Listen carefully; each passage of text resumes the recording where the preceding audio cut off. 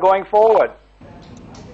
So what you are saying really is that the latest recommendations that we are discussing do not address those fears?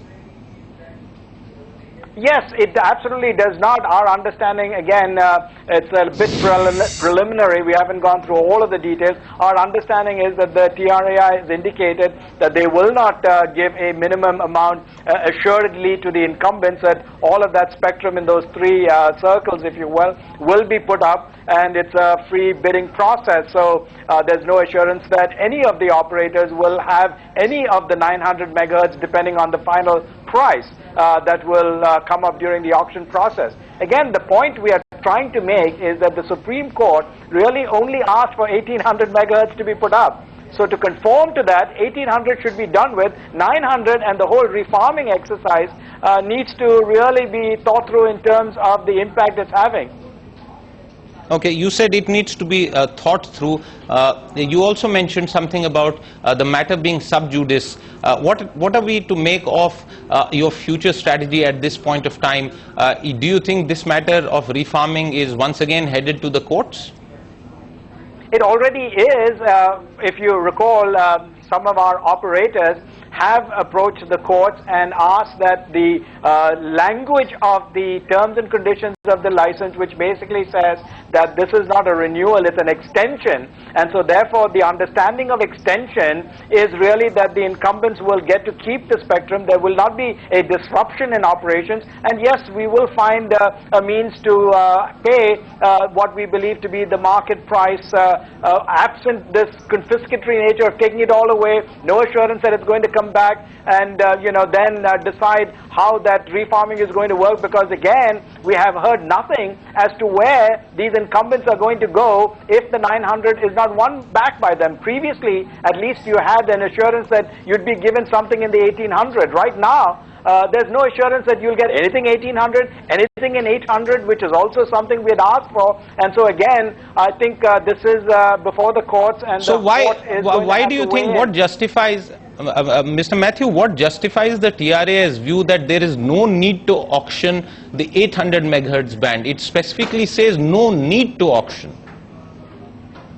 Well, there we might have a difference of opinion as to why.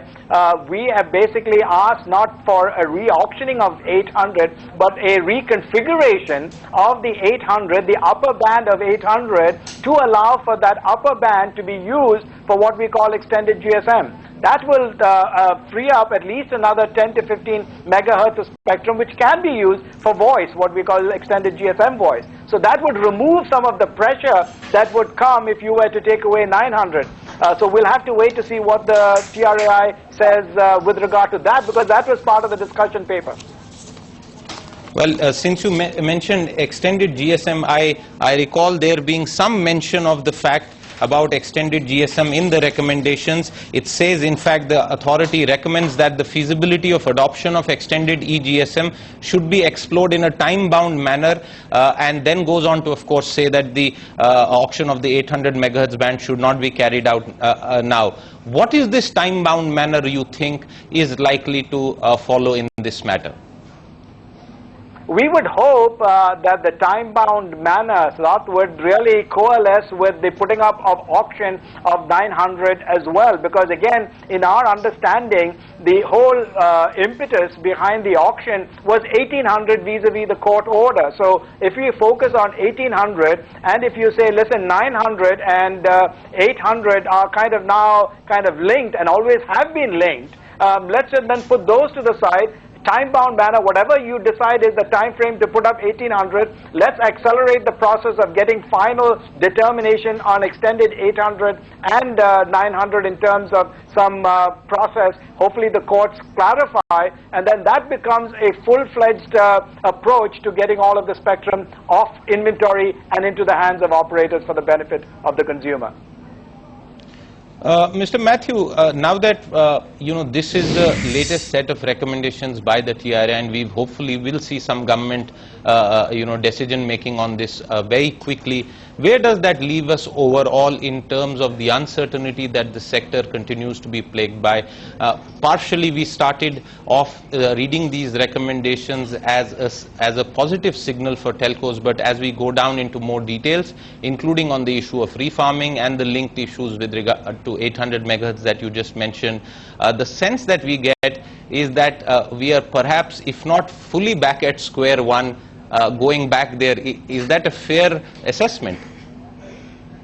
I don't think it's a completely fair assessment. As I indicated, the whole impetus behind the auction was the 1800 and the cancellation of those licenses. So if we get out, and I think you are happy. You are happy that 1800 megahertz valuation has been cut down roughly from 12,000 to 7,500 crore, and that by itself is a major gain, and the thornier issues will be dealt with subsequently. Yes, so you're absolutely right, Siddharth, on that. And for one thing, we are hoping that if the courts can expedite their ruling on our petition before it in terms of license extension, that will obviously accelerate the process of clearing up the quote-unquote uncertainty on refarming and on extended 800 GSM. Okay, Mr. Matthew, I'm afraid we've run out of time on this show discussing the TRI recommendations. We'll touch base with you again on the matter, but really in summary, the TRI recommendations with regard to the new reserve price for spectrum have come in, and as we have just heard experts and industry voices on this show, there are already significant issues with these recommendations. That is something that always happens with any TRI recommendations.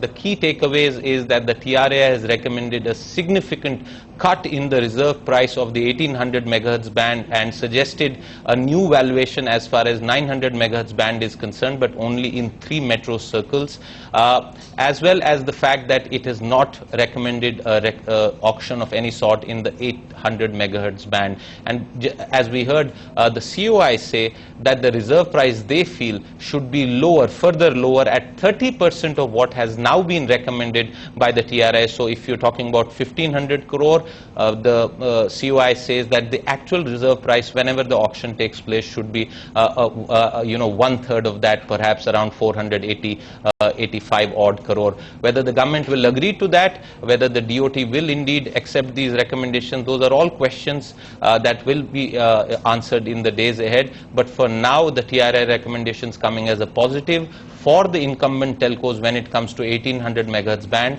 but the threat of litigation and further continuing regulatory uncertainty on 900 megahertz band as well as refarming continues. If you've been watching this show, thank you very much.